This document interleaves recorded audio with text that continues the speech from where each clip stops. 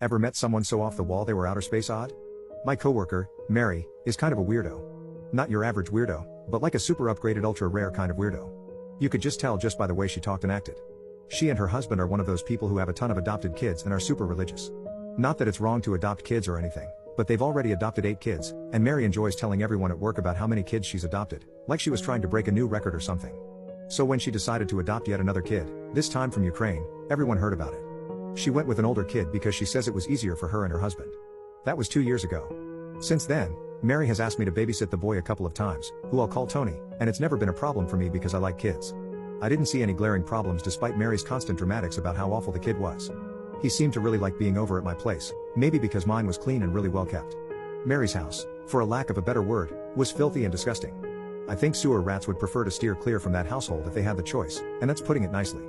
Mary would constantly complain about how much Tony liked it at our house, but I just chalked it up to the kid having a good time. Lately, Mary has been at work, talking to anyone that'll listen about how awful Tony is, how horrible he is to the other kids, and how she's going to get rid of him. She sent out a mass email to everyone in our department, asking if someone wanted to take her kid from her. She calls it rehoming, and that it's okay. I logged onto Facebook today, and it's the same story. She has pictures of Tony posted to her timeline, advertising him for readoption, and to contact her if interested. I haven't replied to her email yet, and I haven't commented on her post, but I'm this close to ripping into her for what she's doing. She's crossed the line from weird into full-blown psycho. What the F do you think you're doing? Who do you even contact at this point? Child Protective Services? I called the police, but they sounded completely confused on what to do. The person I talked to on the phone was just as stumped as I was, but he agreed that at minimum a welfare check was needed. I've had experiences with welfare checks before, and I had the nagging feeling that something just wouldn't go right. Just in case, I called the priority line for my state's Child Protective Services hotline. I got someone on the phone right away, and as soon as I mentioned that trafficking could be going on and that she was advertising the kid on Facebook, they acted with extreme quickness.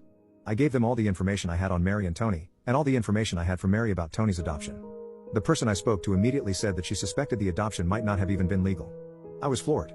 I emailed all the screenshots I had to the person I spoke with and asked for a follow-up if that was at all possible.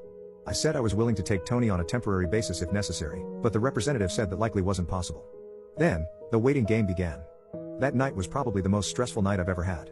At one point, I was ready to drive out to Mary's house myself. It was tough. The cops followed up with us at approximately 2 a.m. Note that I haven't heard from Protective Services yet.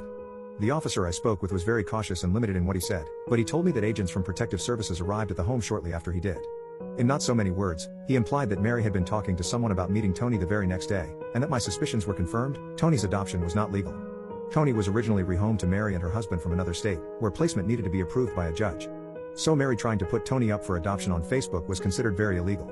He didn't elaborate further except to say that other issues came to light, and all of the children were removed from the home for their own safety by Protective Services.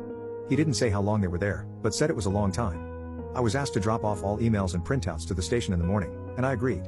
I wanted to make extra sure that all of our bases were checked, so I called our local FBI office who said they lacked jurisdiction in the matter, but would be writing up a complaint and referring the issue to the State Department.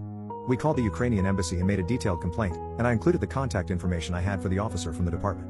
Then things really hit the fan when I went into work to print out the email. Our company is pretty small, and the company owner, Annie, had gotten wind of Mary's email. Annie was furious, and was waiting at Mary's desk to see if she would show up for work. My friend reported that she waited there for 3 whole hours before Mary showed up, and that she came to work with a sob story about how her kids were being unfairly taken away. Mary wanted time off from work to clear her name, and devote herself to reclaiming her family from this misunderstanding. I wasn't there to witness this, but Annie, who has 6 kids herself, apparently ripped Mary a new one. Mary has since been dismissed, and rumor has it that Annie may or may not allow her to claim unemployment. My head is honestly still spinning from everything that has happened. The past 24 hours have been complete insanity. I'm so grateful that the system worked as quickly as it did. I only hope it works out a long-term solution to this problem, and that Mary doesn't get to reclaim her kids. My heart is breaking for Tony and the other kids right now.